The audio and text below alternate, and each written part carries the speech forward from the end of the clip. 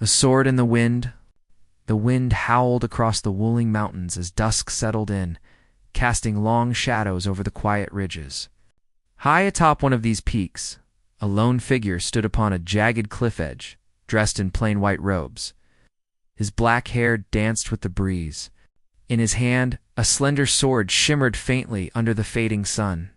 This was Shen Feng, a swordsman known throughout the martial world as the Wind Swordsman. Shen Feng trained with the sword from a young age. He was not the strongest, nor the fastest, but there was something about his blade, something quiet, something deadly, like a breath of wind before a storm. By the time he was 10, he could dance among blooming flowers without disturbing a single petal.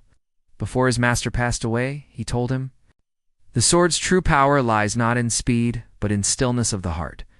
A true master strikes without sound." At 18, Shen Feng descended the mountain to wander the world. It was a time of chaos, warlords fighting for power, and martial clans soaked in blood and betrayal.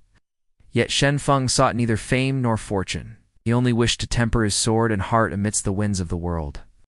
One day he came upon Baya Mountain, where he saw a young woman surrounded by masked attackers. In a flash of steel and wind, Shen Feng drove them away. The woman bowed in gratitude. "I am Arts-Wuxia, daughter of the Valley Master of 100 Flowers. You've saved my life." She invited him to the valley, but Shen Feng sensed something strange in the air, too quiet, too still.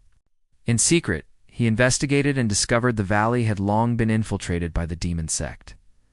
Arts-Wuxia herself was their holy maiden, sent to lure him in. Torn between affection and righteousness, Shen Feng stood beneath the cherry blossoms and drew his sword. A sword in the wind must never lose its heart.